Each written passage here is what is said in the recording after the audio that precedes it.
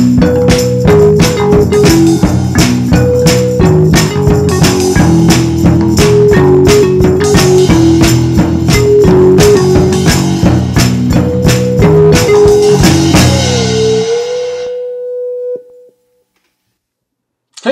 welcome back to the Big Show. My name is Matteo, and I am again wanting to drink a beer.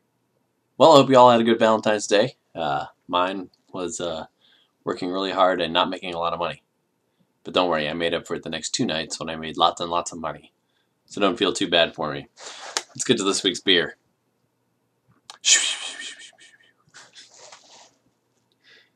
This week's beer is the Chainbreaker White IPA. So I saw this sitting in the stand tonight in the little fridge, and I thought to myself, "Oh, white IPA. That sounds, pretty interesting. Let me go give that a try. That sounds pretty awesome. Let's give it a pour. This is what it looks like poured. What does that look like to you? Exactly. Looks like an unfiltered wheat. And you know what? To taste it, it tastes like an unfiltered wheat with just a weird aftertaste of hoppy bitterness." So again, we read this cover. It says here, Chainbreaker White IPA Indian Pale Ale. And then on the side here, read this. It says, "You pair wheat, hops, and Belgian yeast, and suddenly, bingo! A wheat like nobody else's. A real depth, coriander, and sweet orange people. It's citrus-packed and silky smooth going down." What does that sound like to you? Yeah, exactly. It sounds like an unfiltered wheat, not an IPA. I don't even know how it gets away with calling itself that. What if the wheat wasn't the goal in and of itself, but a route to something awesomely new? You mean an unfiltered wheat that has hops in it? Is that what you're talking about? Because that's basically all you've done here. I feel a little cheated. I mean, I like unfiltered wheats and all, and this one too does taste a little bubblegummy like I thought the Hoegaarden tasted like, but I was expecting something else. If you call yourself a white IPA, why aren't you a white IPA? You know why? Because there is no such thing as a white IPA. And in fact, the reason I chose this was because I was kind of getting done with the heavy beers, and I wanted to go something that would be a little bit different. So I thought this would be a little bit different. Instead, it's an unfiltered wheat. Moving along. You ready for something that's going to blow your effing mind? Are you ready for that? Because this week, in the new news, something big has come out of the scientific community. And this is what it is. Biologists create zombie cells in the lab which outperform their living counterparts. Basically, what biologists have created is a kind of silica that you can put over a regular living cell. It will then replicate the cell, then kill the protein inside the cell, hence it's no longer living, but continues functioning like a cell would. Hence zombie cell. Let me quote this part too. "That means the cell beneath can be used as a catalyst for far greater temperatures than normal.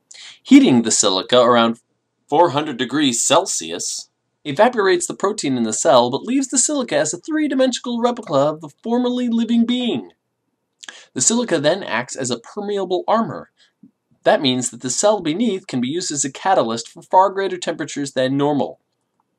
Which means it's going to take more than a flamethrower to kill your average zombie that might be based on this zombie cell. Now, of course, this isn't all gloom and doom. There are actual valuable applications to what they were doing here. It wasn't just trying to see if we could create zombies.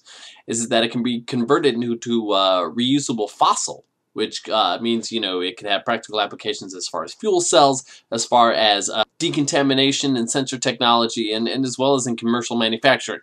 So basically what the researchers at this point were trying to do was just trying to figure out a way that we could take a cell that inherently has its uses, as any cell does, whether that be for a medical use or whether or not that be for any reason, and figure out a way that we could even maintain its shelf life. But to hear the researchers talk, even the reasons why to develop this aren't even answered yet. They're not even really sure, which is kind of the scary point. Is it's like, well, we sort of stumbled on this.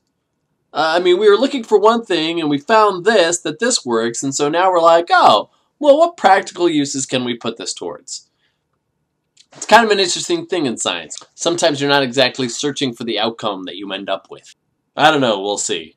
I know many of the, probably 20-30% of the world now is now ready for the zombie apocalypse, thanks to The Walking Dead and other awesome zombie things they've grown up watching. So this can only lead to a not as bad outbreak as once was thought.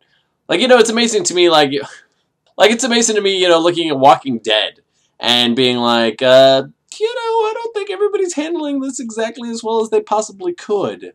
I'm amazed that there's only like 5% of the population left. You'd think everybody by now would be like, oh, well, I know what a zombie is and I know what to do when I see one, so I'll be taking it out. That's my only fear. I'm gonna wake up the next day and not even realize the zombie apocalypse is happening and eaten stupidly by some stupid zombie because I didn't even know it had happened yet. That's my fear. In other new news, Shia LaBeouf has decided he is not going to make his Broadway debut in the show Orphans, starring opposite Alec Baldwin. My main question about this is, are we supposed to care? I didn't know we still cared about what Shia LaBeouf was doing. I didn't know that was still a thing. What Shia didn't realize is that to go up against acting, against Alec Baldwin, you gotta have brass balls. Coffee's for closers only. So the Oscars are coming up this week. I'm pretty excited about them. Of course, I will be working during them, but I'll be DVRing the whole wonderful, glorious presentation, and we'll probably be live tweeting that all Monday afternoon. So if you're bored, Monday afternoon, turn on my Twitter feed at MattTuck, M-A-T-U-C-K. Check out my live Twitter feed of the Oscars. But here are my predictions just real quick. I don't want to go through every category, of course, but I'll hit the big top 5 who I think will win what. I think that Best Supporting Actress will go to Anne Hathaway for her performance in Les Mis. For Best Supporting Actress, there's a couple of great ones that are on the list that I would love to see any of them win. I'll tell you who I'd like to see and then who will probably win. And I would love to see Christoph Waltz win for Django Unchained. I would also love to see Alan Arkin win for Argo. But I have a feeling it's going to be Philip Seymour Hoffman for P.T. Anderson's The Master. Best Actress I'm kind of up in the air about. Jessica Chastain for Zero Dark 30. She played a pretty tough chick in that one. Of course, Naomi Watts is hot, so that's always a good one. But I have a feeling it's going to be Jennifer Lawrence for Silver Linings Playbook. That's just my gut feeling on that one. No really rhyme or reason for it. Best Actor in a Movie, I think is going to go to Daniel Day-Lewis for Lincoln. Because as you recall, I even said back in the day that Daniel Day-Lewis really needs to win an Oscar for that because his Lincoln is amazing. Best Picture is really hard. But I have a feeling it's going to be Argo.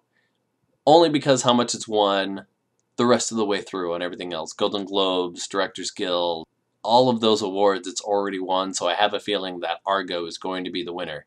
And I love that movie. I don't know if I mentioned this on the blog or not, but when I went to go see that movie, I went to go see it in a giant, like 200-seat place. You go and eat, drink a couple of beers, watch a movie. I went to one of those and went by myself on like a Tuesday night or something, and I ended up being the only person in the theater watching the movie that night, which was a lot of fun. And even the waiter guy was giving me hell. He was like, so, if you want to stand up, if you want to talk, if you want to text, whatever you want to do, feel free, because you're not going to bug anybody but yourself. So that was really funny. And I really liked Argo. I thought it was a good flick. I said 5, but I meant 6. Best Director is interesting. Because as we all know, Ben Affleck did not get the big nom for the Best Actor, Best Director, despite the fact that his film has been winning all of these awards, including himself winning Best Director by the Directors Guild of America. Pretty amazing. So what's going to win it here? It's going to be a tough call. Possibly David O. Russell for Silver Linings Playbook. But I might just have to go with Steven Spielberg and Lincoln. I don't know. It's a tough call. So anyway, we'll see Sunday night how those picks turn out. Enjoy your Oscar party. please feel free to use any of my suggestions. Or don't, which is probably better for you. Well, that's it. Another week, another beer. Delicious. So, thanks for tuning in this week. Next week, lots more fun stuff happening. And in the coming months, I've got a couple of new ideas and new shows and new things that are going to be happening as far as the blog goes. So, be looking out for those. It's going to be really fun and exciting and really hopefully take this little blog of mine to the next level. We can only hope, right? Yes, we can. My name's Matteo, and I just drink a beer.